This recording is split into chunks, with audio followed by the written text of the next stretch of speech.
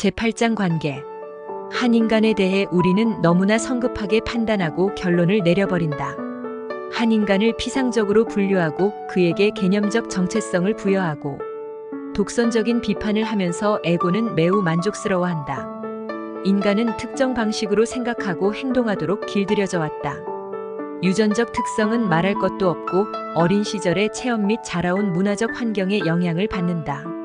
하지만 그것은 그들 본연의 모습이 아니라 그런 것처럼 보이는 모습일 뿐이다.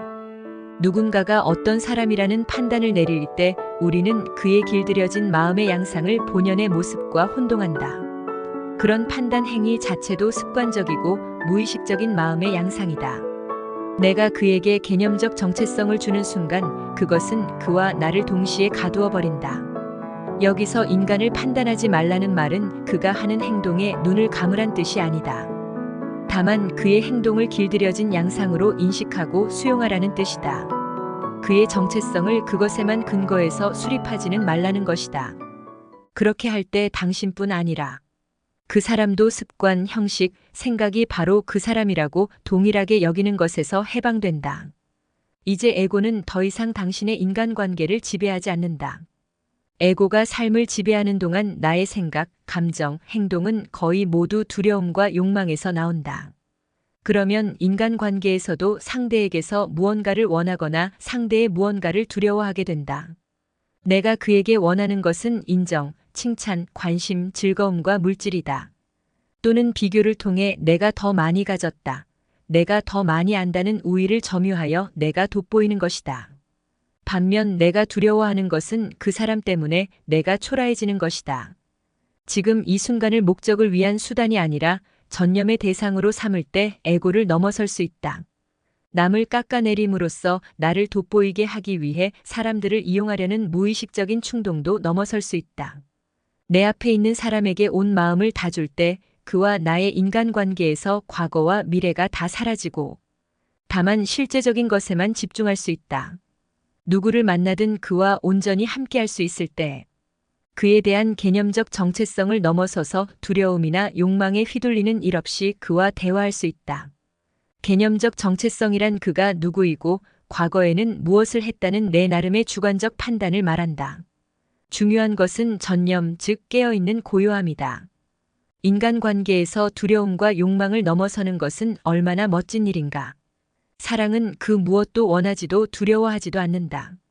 그녀의 과거가 나의 과거이고 그녀의 고통이 나의 고통이며 그녀의 의식 수준이 나의 의식 수준이라면 나도 꼭 그녀처럼 생각하고 행동했을 것이다.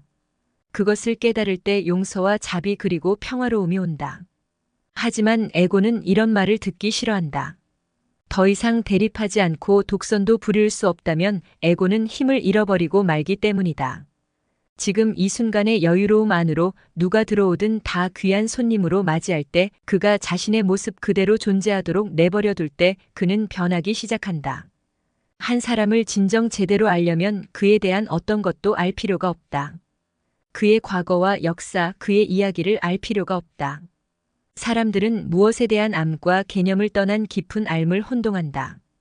이 두 가지 양식의 알은 서로 차원이 다르다. 전자는 형상에 속해 있고 후자는 형상을 떠나 있다. 전자는 생각을 통해서 작용하고 후자는 고요함을 통해서 작용한다. 무엇에 대한 알은 실용적인 목적에 유용하다. 실용적 수준의 일에서는 그것이 필수 불가결한 요소이다. 하지만 인간관계에서 무엇에 대한 알미 주도권을 잡을 때 삶은 격화되며 심지어 파괴되기까지 한다. 사고와 개념은 인위적인 장벽을 만들어 사람들을 갈라놓는다. 그렇게 되면 사람들의 대화와 교류는 존재가 아니라 생각에 뿌리를 두게 된다. 생각의 장벽이 없을 때 사랑은 자연스럽게 모든 인간관계에 스며든다. 인간의 대화와 교류는 대체로 말을 주고받는 것에 한정되어 있다. 즉 사고의 영역에. 그렇기 때문에 반드시 약간의 고요함이 필요하다.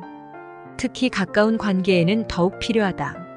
고요함이 가져오는 드넓은 공간의 여유로움 없이는 어떤 인간관계도 자라날 수 없다. 그와 함께 자연 속에서 명상하라. 고요한 시간을 함께하라.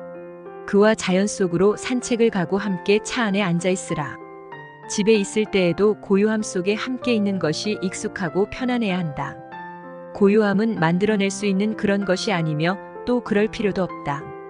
고요함은 이미 여기 존재한다. 다만 소란한 마음이 가리고 있을 뿐이다. 그러니 그저 마음을 열고 고요함을 받아들이기만 하면 된다. 드넓은 고요함이 없다면 인간관계는 생각의 지배를 받아 문제와 갈등에 사로잡히기 쉽다. 하지만 고요함이 있다면 무엇이든 다 끌어안을 수 있다.